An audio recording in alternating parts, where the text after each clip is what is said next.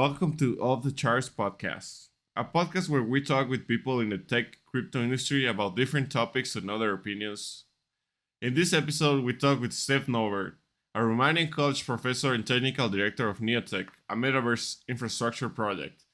We get to hear about Metaverse and Metaverse adoption, meritocracy, Andrew Tate, and of course, his journey in the Web3 space. A quick warning before you listen to this episode is my mic is not sounding too hot for the first 50 minutes or so, but keep in mind that most of it is Steph talking, so shouldn't be really a problem. And I hope you enjoy the rest of the episode.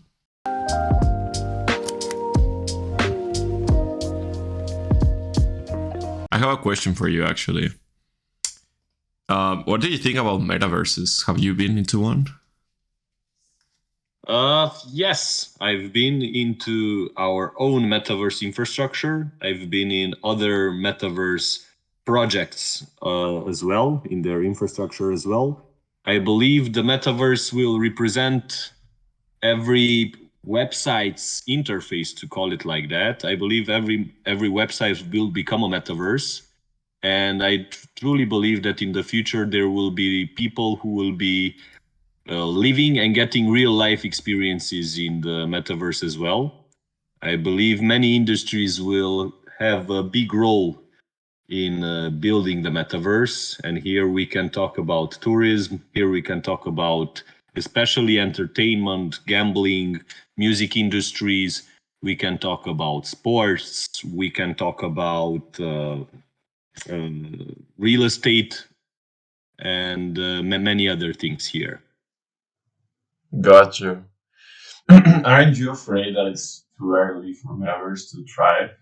Because I think it was the Crypt, the design news site, that reported that the biggest Metaverse related to Web3 were, I think the biggest one had something around 500 users per month, which is a pretty low number. So are you afraid it's too early to start talking about Metaverses? To start talking about it, I say it's never too early. But what I can give you, my opinion is that Metaverse will represent the future. And we as people always strive to speak about the future, try to predict it, and try to improve it. And as I saw Web2 development in the last 25 years, 30 years, it developed humongously. The same way I think Web3 and Metaverse will develop as well. And us, as the younger generation, as I like to call us, millennials, or Generation X, have big roles in improving the Web3 and the Metaverse in the future. And for this, we have to talk, to discuss, to brainstorm, change ideas, to learn other people's ideas regarding this, to see how they are thinking, to see how they would see the future. And like this together, we can really determine the future of the metaverse, to call it like that, to determine its main roles in the future. What I can tell you, and I discuss with many people with this, at the moment, we don't really know what is the main goal of the metaverse, main area of the metaverse. And it is our job to find it and to put it to use in a way so that people can it can have a positive impact on people. And here I will come to answer your question regarding if I'm afraid if it's too early. I believe there are a lot of people who could get real joy and real satisfaction from the metaverse. And here I can talk about disabled people who are not able to do certain things that they will be able to do in the metaverse. Here I'm talking about people who cannot afford to visit a foreign country or cannot afford to, let's say, go and visit the Maldives. They will be able to visit and to how to say it, to go to this tourism side of the metaverse.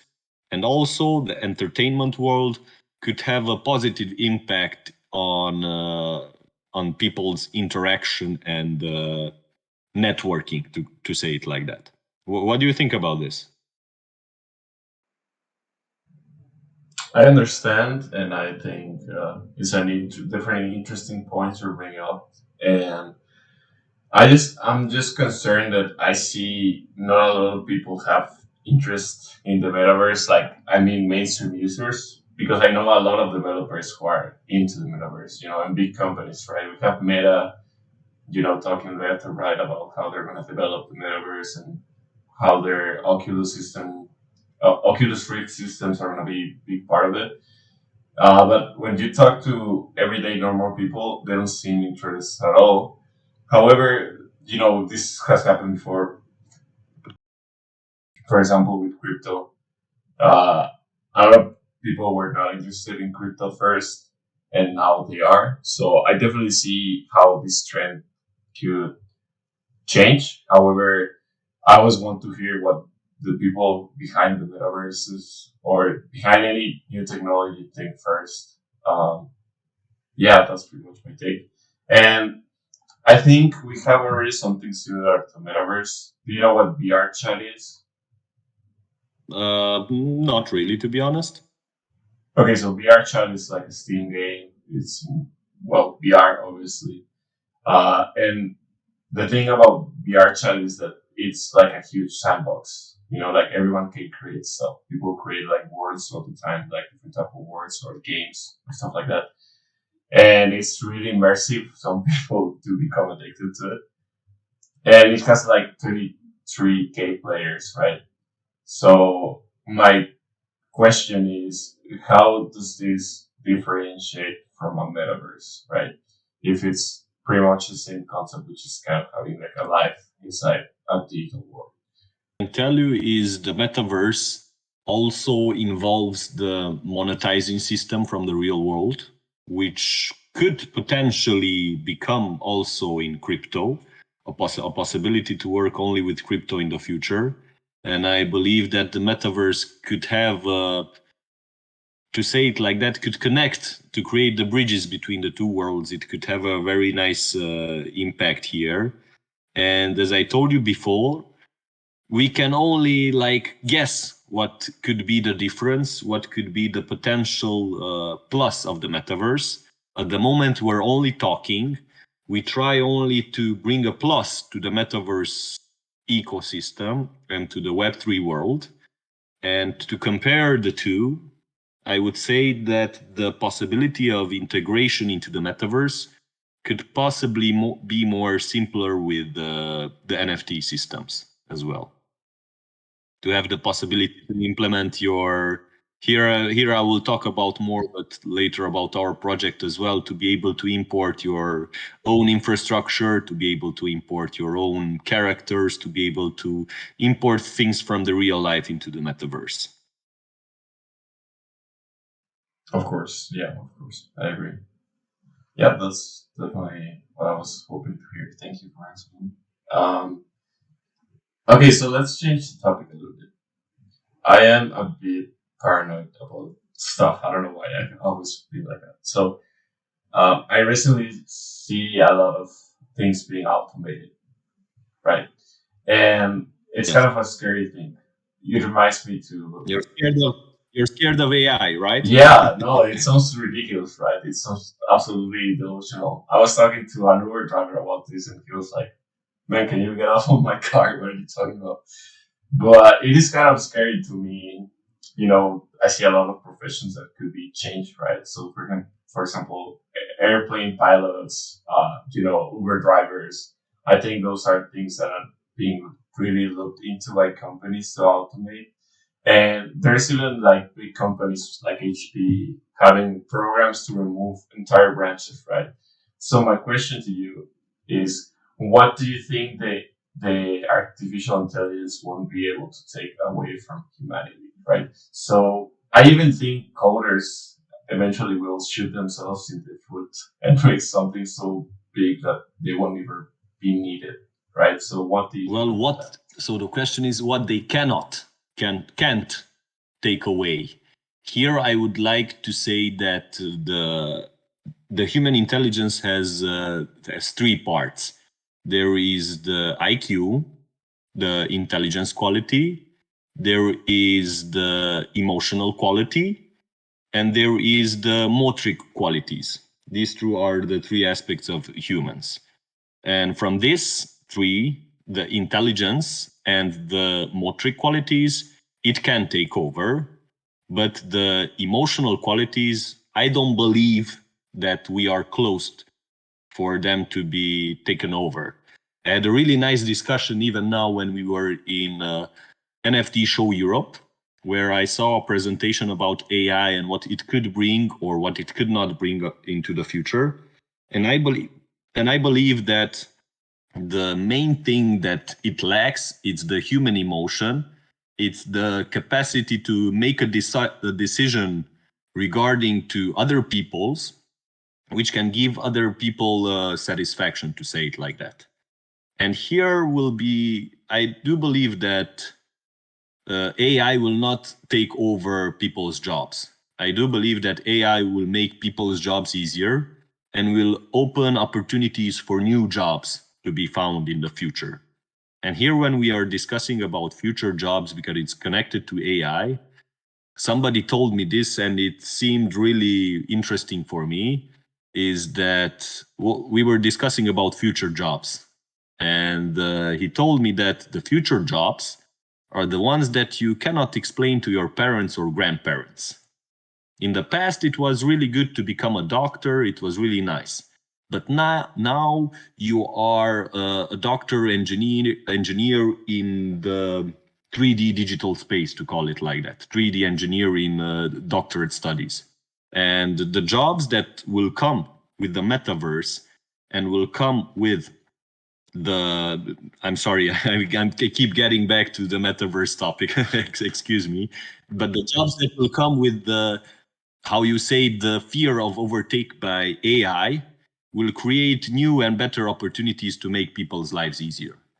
Because I see two different opinions regarding AI from the people I work with and the people around me. One of them is they're scared that they will take their job, and the other think that it will make their jobs easier. Now it's our job to be part of the second group, to say it like that, to believe that we can use AI to make our lives easier. This is what I believe about AI in the future.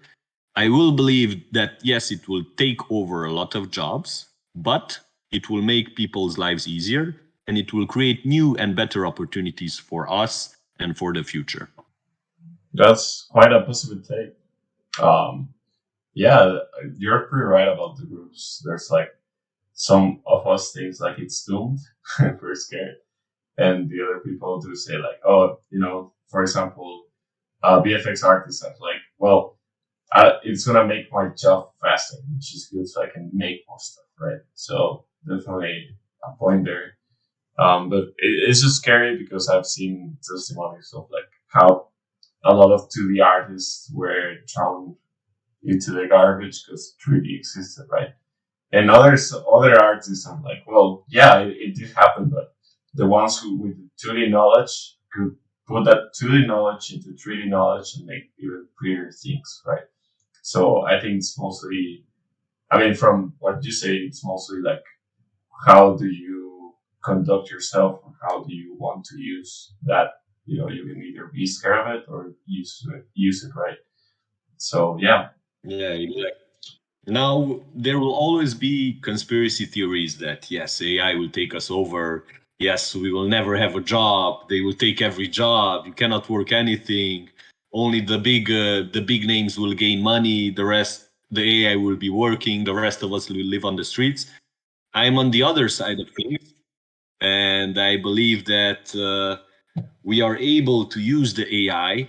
We are able to use the so-called geniuses that are developing the AI for the benefit of us, for us to be able to use it in our everyday things.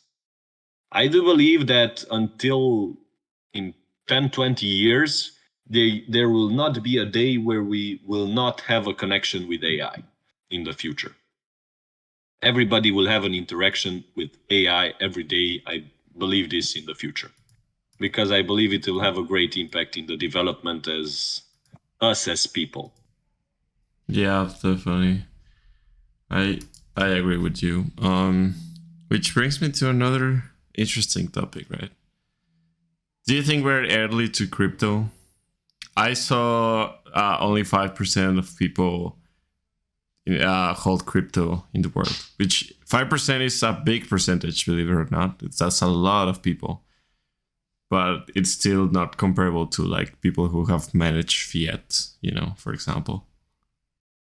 So Yeah, now I would like to compare it now, this percentage about, I'm curious how many people get an education in the world, because I'm 100% sure we are under, I don't want to say anything, but we are under 10-20% for sure. Or how many people get a financial education? Even less than 5%. I'm pretty sure of this. But to answer your question, if I think we're early, yes, I think we're early, but this I think it will represent the future. And since we're early, we have a great opportunity to be able to shape the future, to be able to control the situation from the beginning. And what is great about crypto is that everybody can have a little bit of impact.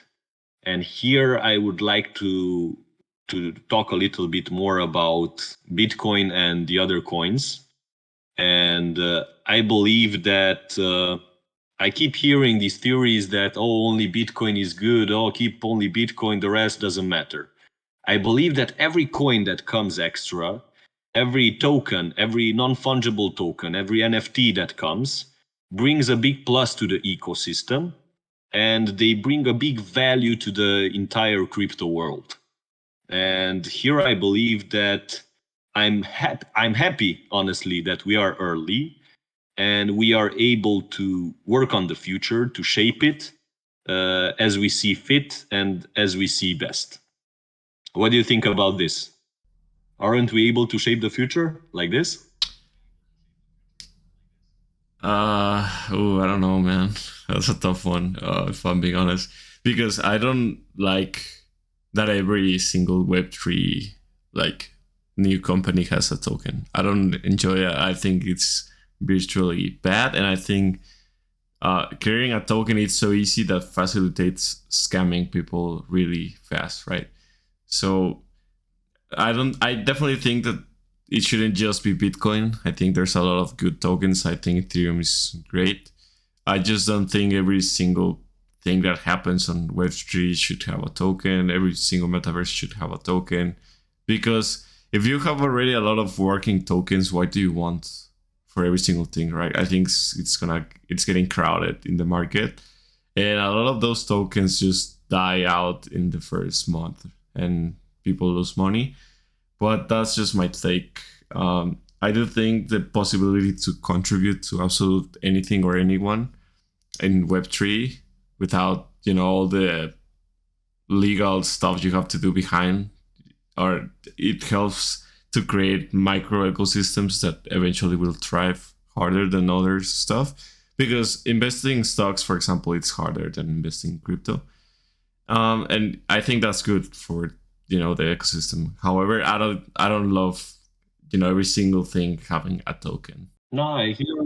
Yes. I understand completely, and this is, I think, 80% of people's opinions, because sadly there have been a lot of scams in the crypto world. We have to be honest, and we have to bring a plus with the utility, us being startups, with the utility we can bring to the entire ecosystem. And here I think the so-called tokens, coins, or even if you don't implement a token system or a coin system, the utility you can bring to the ecosystem, I think we can bring big value to the entire crypto world, which, us being in an early stage, to say it like that, could have a great impact in the future. Yeah, no, that's what I think as well.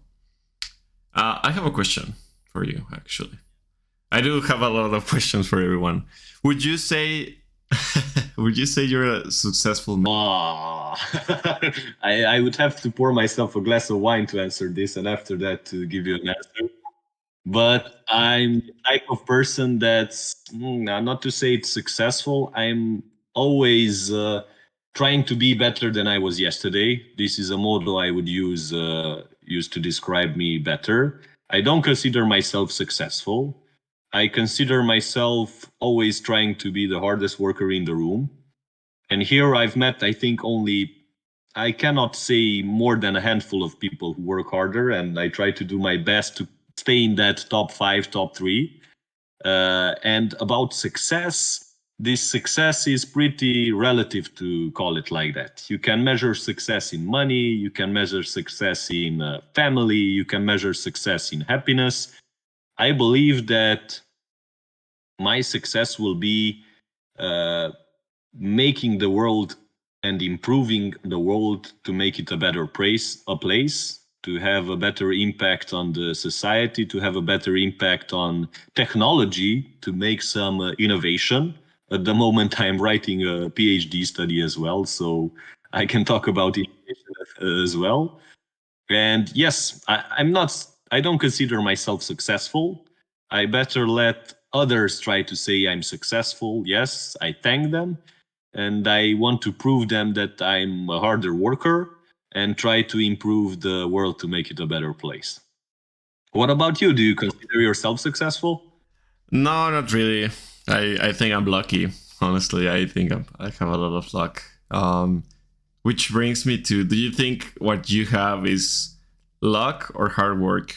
And I think everyone thinks it's like a bit of both. But do you think hard work is better than luck, or luck is better than hard work? This reminds me of a quote that hard work beats talent when talent fails to work hard, to say it like that. Talent being luck in this case.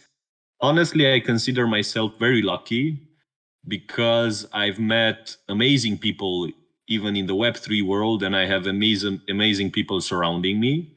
And I'm the type of guy who gets their energy from the people around them. And here I have to be honest with you, when we were a couple of weeks ago in NFT show in Valencia, I came home, I couldn't sleep for almost a couple of days, only a couple of hours. I got so many energy and so much motivation from the people around me that it's honestly, it's amazing to be able to be in an ecosystem like this.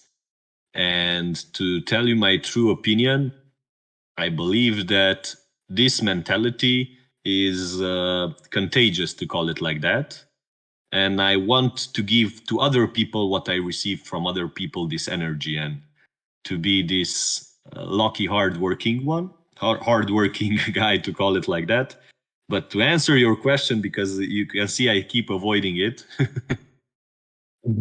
I don't even know honestly to say luck, hard work, but I would have to go with luck because I've been pretty fortunate to be part of a great team where I'm working now, to have great connections with people, to be able to learn a lot from people like this, and to be able to see the perspective, the true potential that we could achieve. For me, I have to be the luckiest guy on earth to have this. Wow. Yeah, no, definitely. I respect the honesty because I do think luck is a big factor in a lot of stuff. And I don't mean to say that hard work is not important, right? Because hard work is important to work hard. But I think sometimes luck just beats hard work, because if you don't put that hard work in a place where it matters, it's not really relevant, right? So yeah, no, I think I agree with that. Now, I wanted to say that I do believe that for every hardworking person, a great opportunity will come one time. No matter what domain you're working, be that you're a plumber, be that you're the best builder, be that you're the best developer, if you are hardworking and do your best, I'm sure in time there will come a great opportunity for you, which you will be able to call yourself lucky. And you are generating your luck for yourself, to call it like I that. think, I would say that's like 70% is, or 60% is luck and 40% is hard work. And hard working is how you can thrive in that luck you have. I'd say that. That's a nice quote. That's a nice quote. Thank you. You mentioned you are writing a PhD, and that brings me to something I discussed in the previous podcast. Well, it's not a discussion; it's more like an opinion I want to hear. Do you think education, college, and all sort of stuff like higher education, it's relevant to crypto or new digital jobs? Do you think you need that to thrive into To those? need it, I don't think you need it. If it would help, I'm 100% sure it'll help. Because as you talked before, you told me, even you said it, that only 5% of the world own crypto. The rest only own fiat.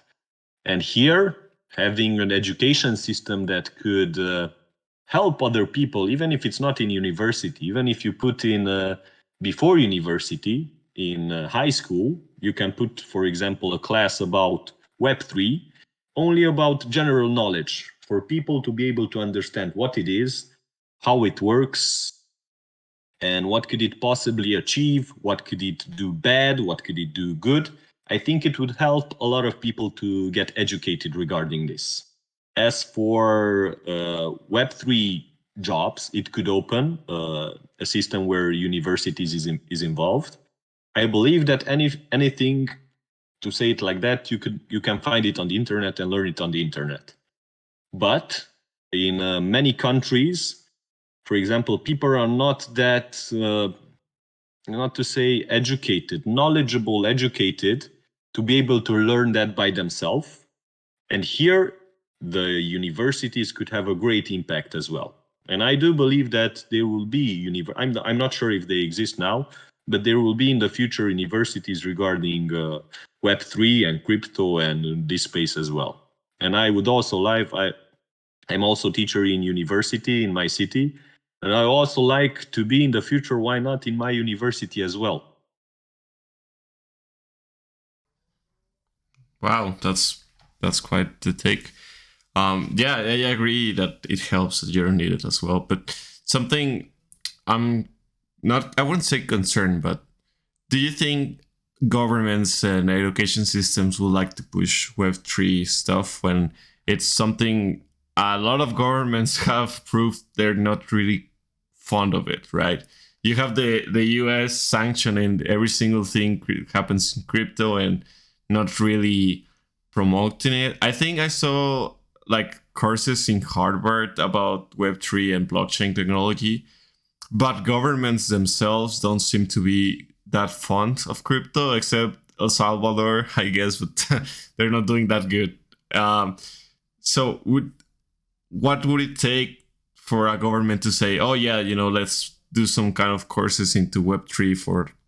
I believe that everybody needs a model. I cannot wait for a country, for example, let's say Switzerland. I'm saying only Switzerland because it's here in Europe and I know it's a developed country. Switzerland to implement an entire system, for example, in 10, 15 years, that everything could work on Web3.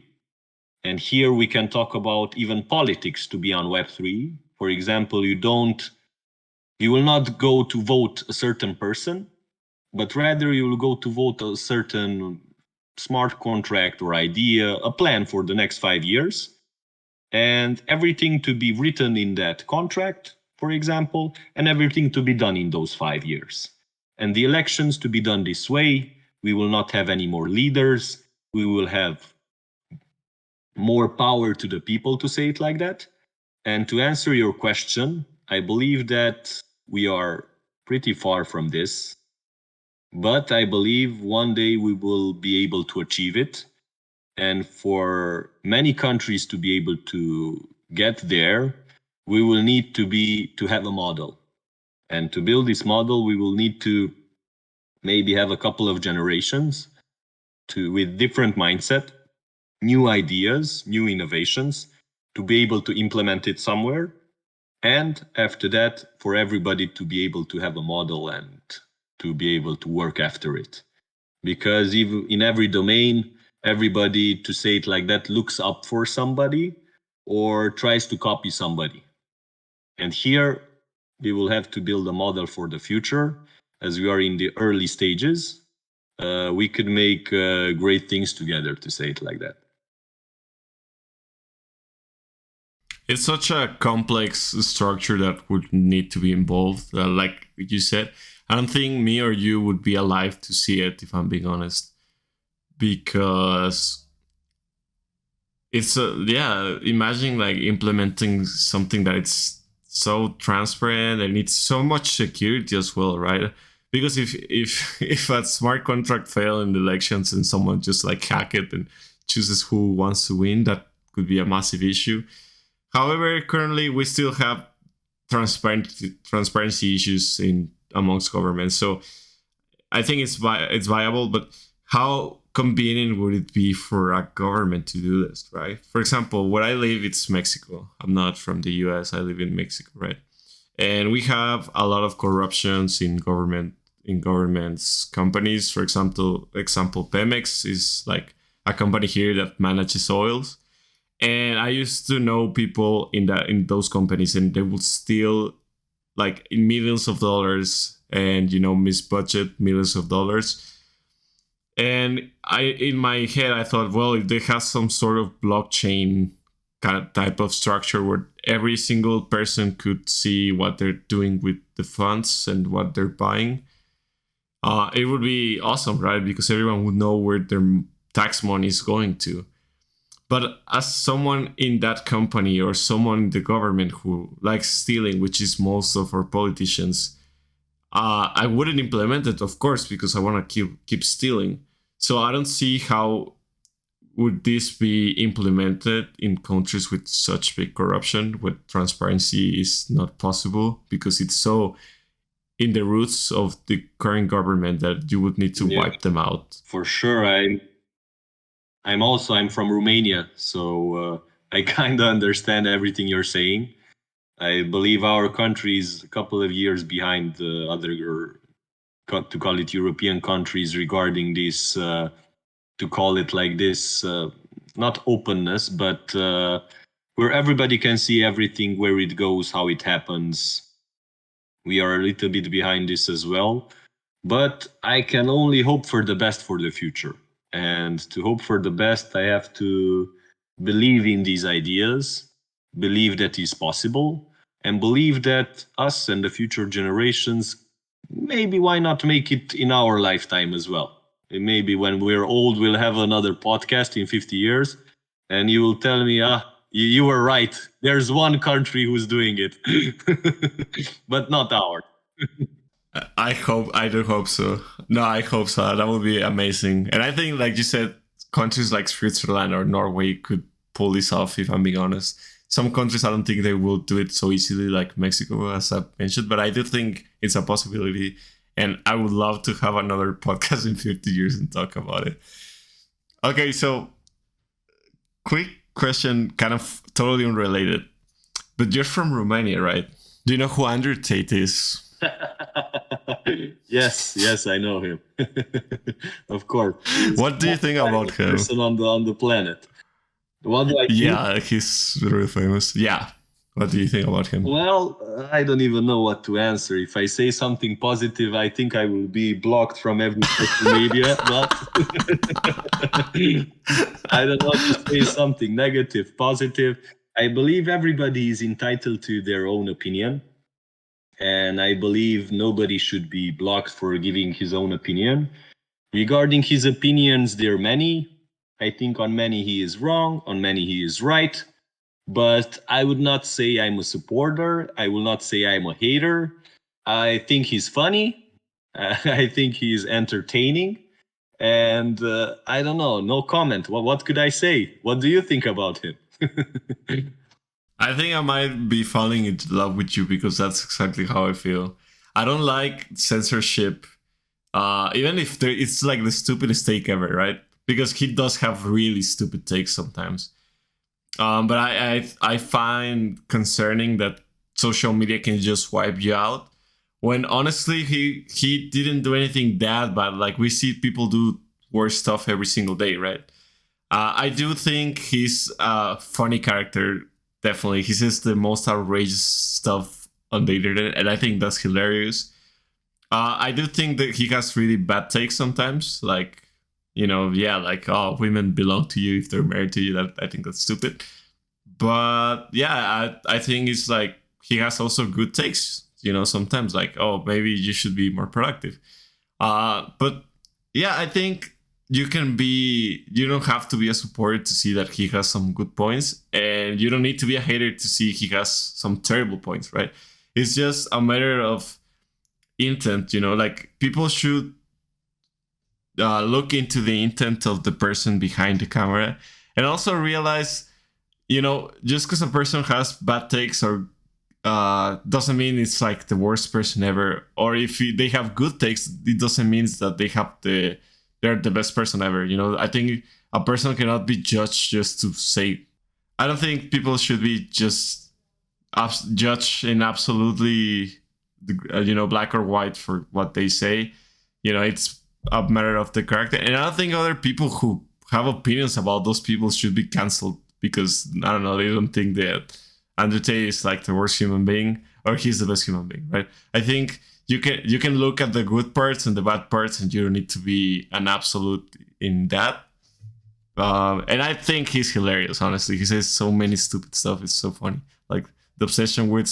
And honestly, to get a little bit philosophical here, I do believe that bad opinions can help somebody.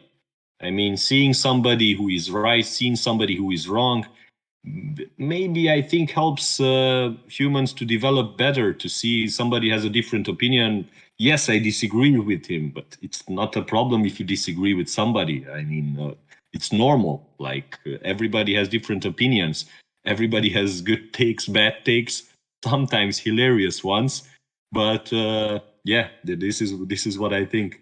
I never saw him here in Romania. I don't live in the capital in Bucharest. I live in Târgu Mureș. But I don't know. This is my take on him. I don't know, man. I think I'm falling in love with you because it's like the most neutral take, but it's still a good take, And I don't. It doesn't matter the answer to me. It doesn't change my opinion. Like someone says, like I hate the guy or I love the guy. It's like, like you said, everyone is entitled to their opinions, right? And yeah, no, for sure. Okay, great, thank you. What other thing? Okay, let's go into, first of all, have you developed a hot take during these 36 minutes we have been talking about?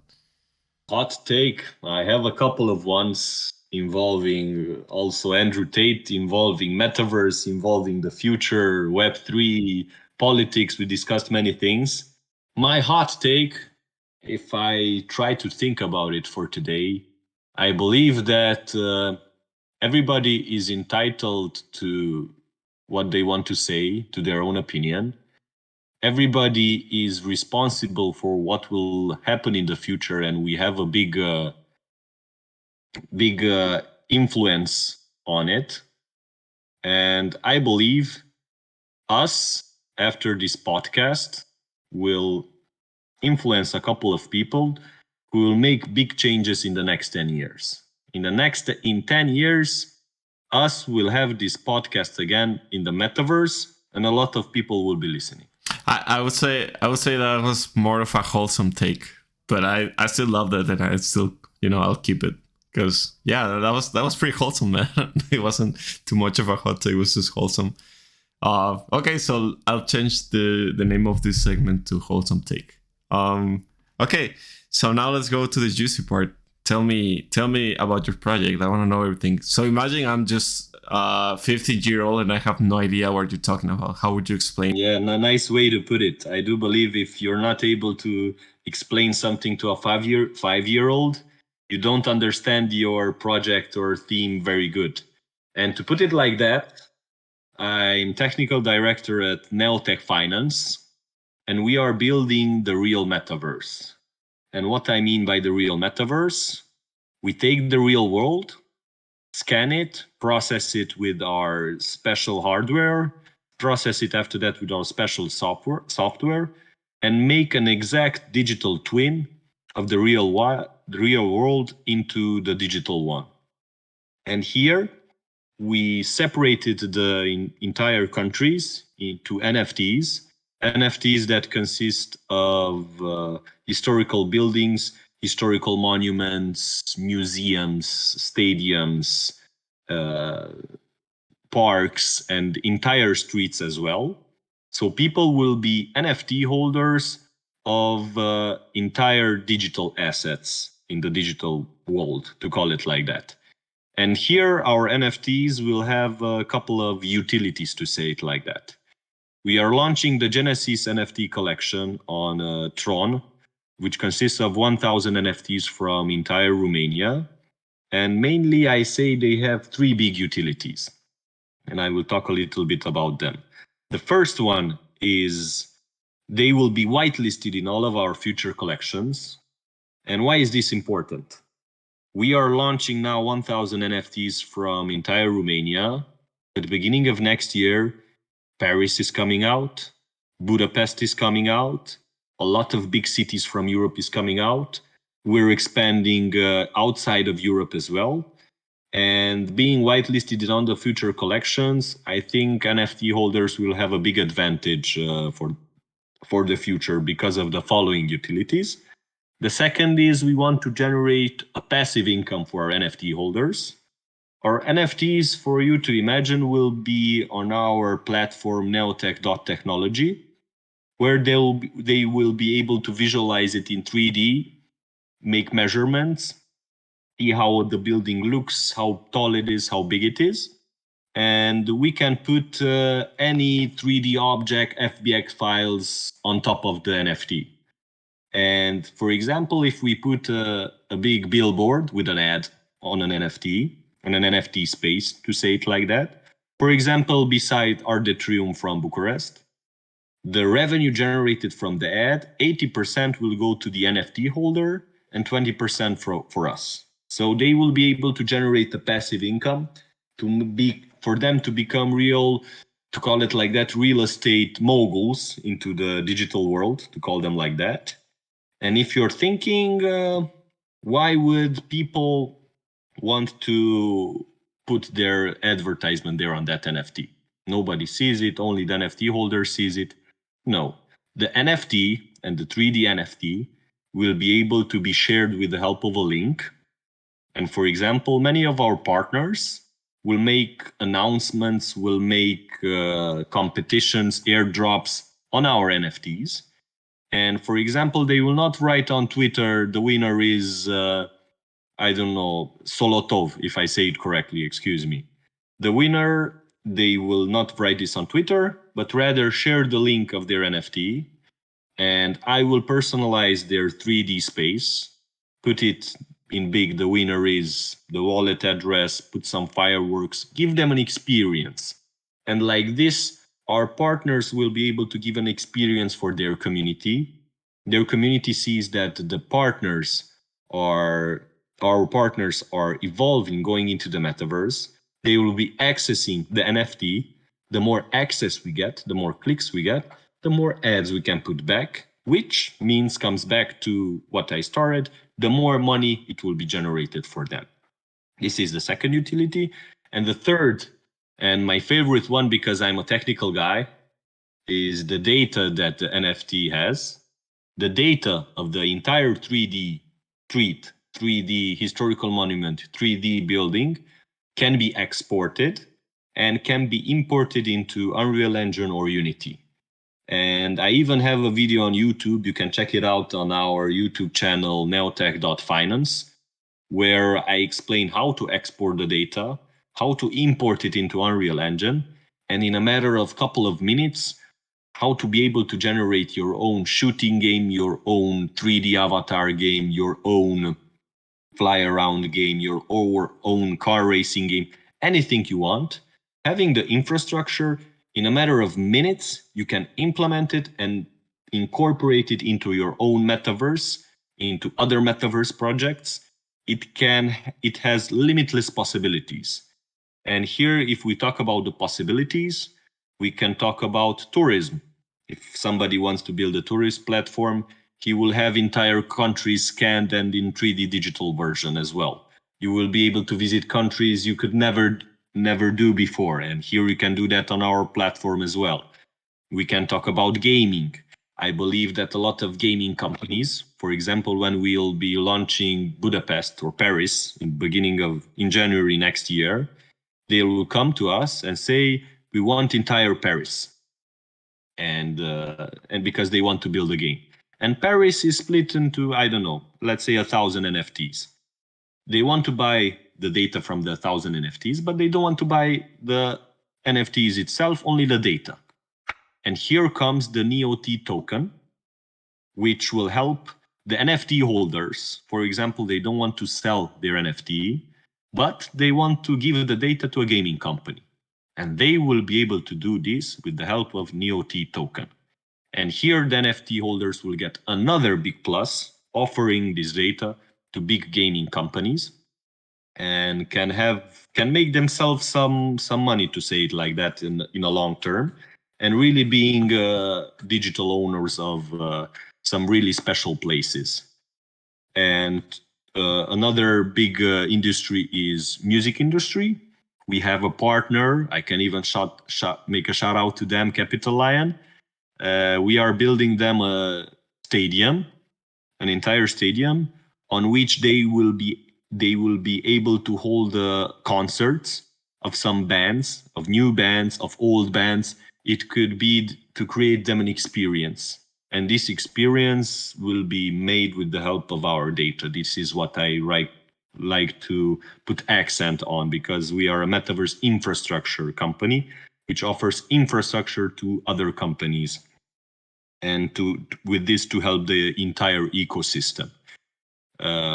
Even the gambling industry or the museum industry. For gambling, we can build entire casinos. We scan an entire casino, and imagine you will have the possibility to go, for example, to the biggest casino in France. When will you have this opportunity in real life? Very rare and very hard. But in the metaverse, it will be possible. And what I would like to say to finish my little pitch, to call it like that, about our project is that 100 years ago, you could own, for example, Ardetrium from Bucharest, or the House of the Free Press. It was affordable. Now you cannot own it. Now you can own the House of the Free Press or the Arc de Triomphe monument from Bucharest or from Paris or from other cities in the metaverse. You can do this. If you ask me if you will be able to do it, not in 100 years, in 10, 20 years, I don't believe you will be able to own it. So I encourage people to look into our project. Our website is neotech.finance. We have a very dynamic and nice team. We were at NFT show Valencia a couple weeks ago. Now I'm getting ready for WoW Summit in Lisbon at the beginning of November. We are participating in a startup pitch competition in WoW Lisbon Summit, where I'm really optimistic. We have even our own stand there, and I do believe we can win it, because I'm in it to win it, to say it like that. We are participating in a couple of hackathons, from which I can tell you, I just filled the form for Tron Grand Hackathon Season 3, and big hopes there also. And yes, we are starting to get our name out there, and big things are to come, and big announcements are to come very soon. Great. I would give you some applauses, but I don't want the mic to pick it up. It's gonna sound terrible. Okay, so I just have I do actually. What prevents someone to buy the whole big world if they want to? Because you said like you can own parts of like cities and stuff. What if I'm just like rich, really rich, and I just put 1 billion and I get every single part of your metaverse? Every single part of the whole world? This means... Yeah, I'm really rich. Okay, you're really rich. I'm glad. Yeah, I watch Andrew Tate. I hope I'll find you and and you come buy it all. I wish you all the best luck here. But what I can tell you, if we got there to have the entire world in a digital form, and you come and buy it, I would be the happiest man, because I know that my company made a digital version of the entire real world. So I'm waiting for somebody for you to come like this, because you know what will happen? In 5-10 years, the world will change. And here we will be able to update it and request, for example, updates on this world as well. And if you want to be the owner of the entire world, please be my guest. Please come to us, to say it like that, because we can make it, we can do it. And I promise you, if everything goes well, we will do it in the future. All right, so I can own the world. That's pretty fucking amazing. Yeah, own the entire world's infrastructure in the digital form, to be able to build your own metaverse from the entire world. Yes, Great. it's possible. Great. It's for the future. It's really possible, and I think this will happen in our lifetime. Love that though. Thank you. Do you have anything to say before we go? No, I just wanted to thank you for this opportunity. I really had a great talk with you. It's truly a pleasure to talk with somebody so open-minded about, from politics to universities to Metaverse to Web3 to about our project, even about Andrew Tate, as you mentioned. It was really, really a pleasure. I thank you for the invitation. I salute all of you who are listening, and looking forward for that podcast in 50 years, my friend. Same here. Thank you. Okay.